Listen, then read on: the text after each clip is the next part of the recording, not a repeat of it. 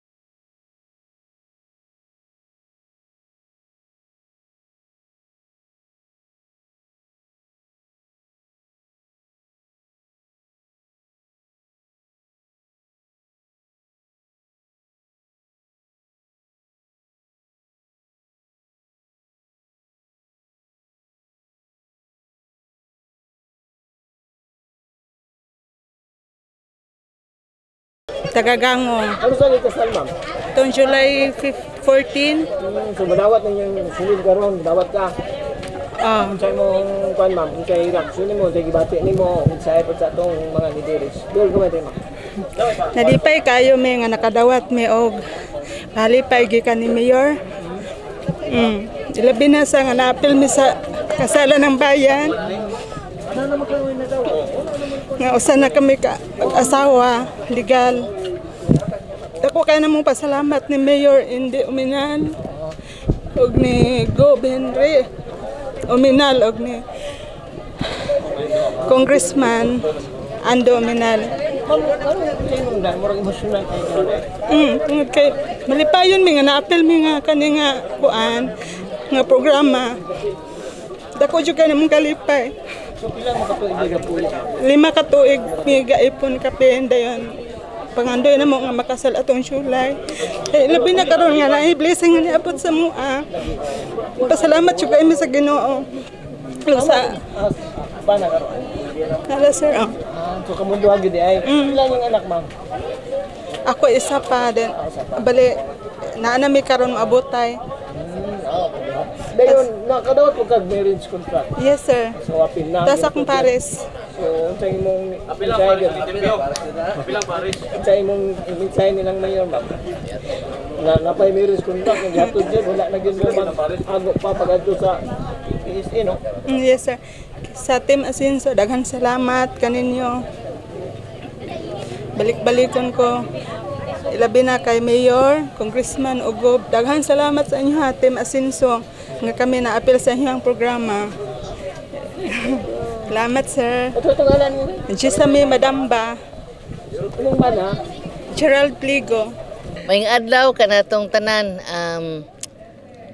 una sa tanan atong dugang pagpasalamat. Ang atong kinasing-kasing nga pagpasalamat sa atong mga lideres dinhi sa Misamis Occidental nga gipanguluhan sa atong halangdon nga Governor Henry Uminal o iyon man sa atong mabtikon usab nga Congressman Ando Uminal ug ang atong pinalangga usab nga mayor sa Misamis, Mayor Indy Uminal. Diin nagpadayon gayud ang ilang pagkamatinud-anon sa pagpangalagad, paghunahuna sa mga panginahanglan. Ug karong puntaga atong saksihan ang padayon nga pag-apod-apod ug kanini ang sulen. Mahinumduman nato nga gihimo nato ang kasalan ng bayan. First batch pila to? daghan to sila. There is a total of 275 na karon. O kay 2 batches man tong atong nahimo nga kasalan. 215 tanan, 215. 2 batches. 2175. Ha? Plus 215 plus 40. 175 plus 40. 175 plus 40. Oh. Ang first kasalan nato is 175. So ikaduha katong 40 couples. So kani silang katanan makadawat og additional nga kaning pahalipay nga para magamit gud nila no sa ilahang panimuyo ang sulin. Pasalamat usab ta sa ato ang supplier sa sulin nga niag gyud sila pod uban kanato karon.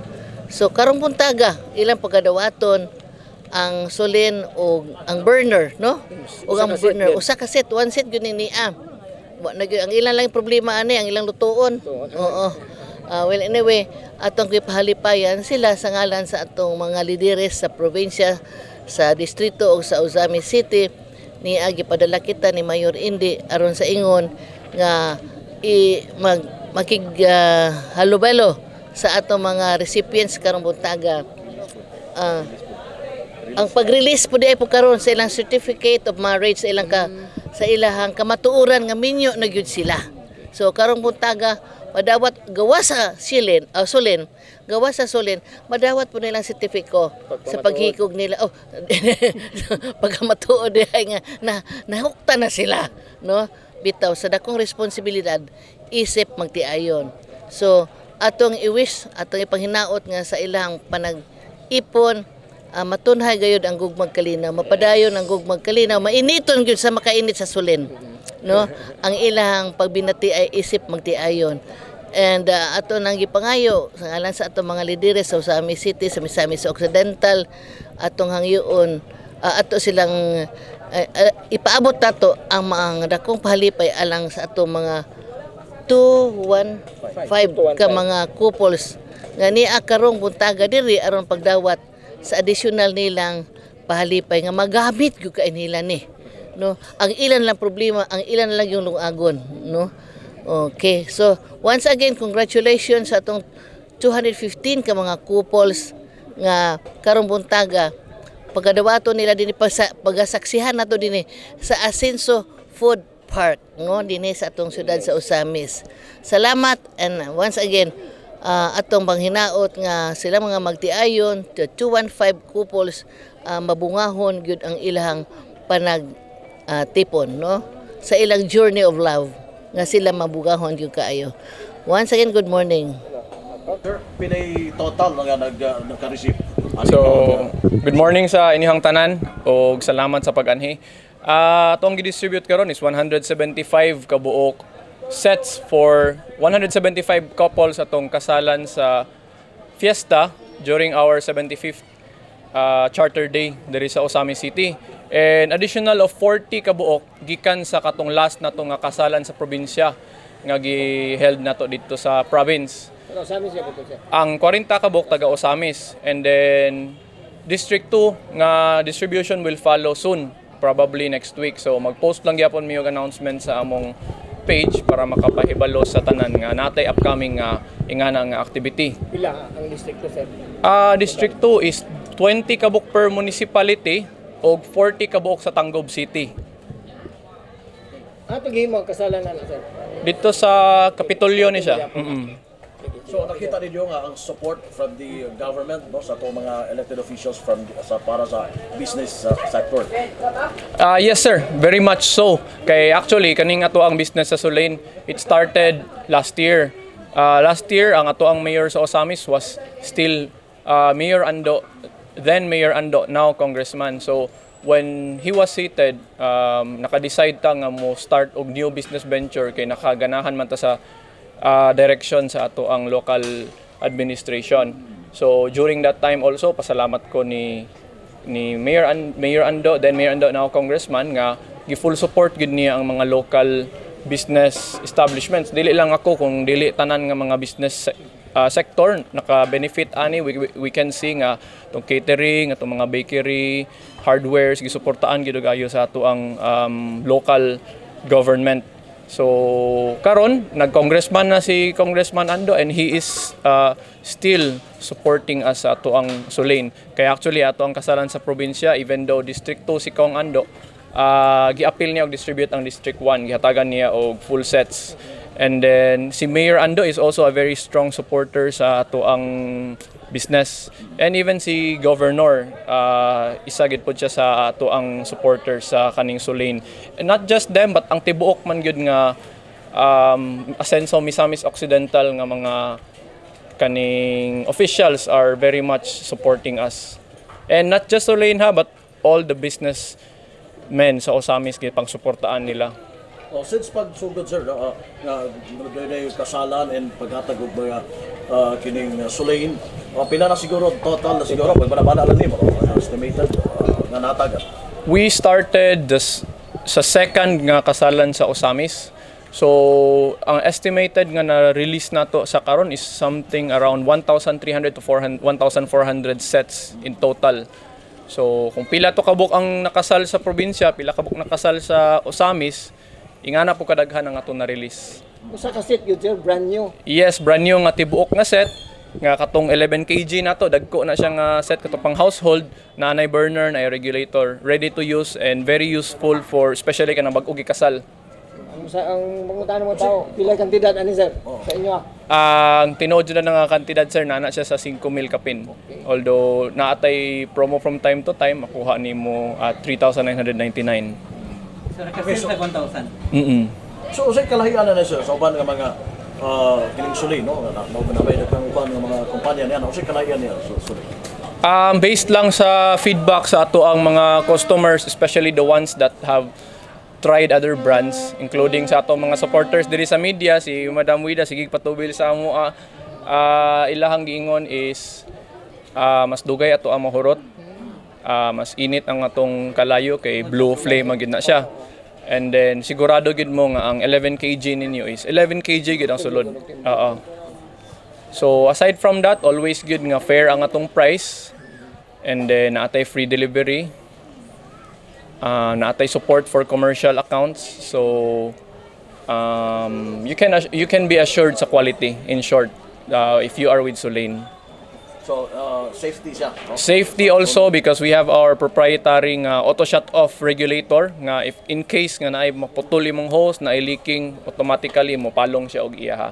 So ma-prevent nato ang mga house fires, especially kung naay mga bata sa sulod sa balay, maigo, madulaan, dili siya mo leak. I see. Okay, thank you. Labo talaga, sir. And ano ko, sir, after sa nahitabo no, sa ni Governor Henry, sa reaction ninyo sa business sector, no? Labi na, atong gobernador yun, siya yun mismo ang nag-initiate sa mga programs and uban pa, no? Sa Asenso Misamis Occidental, sa side, sa sector, sa business.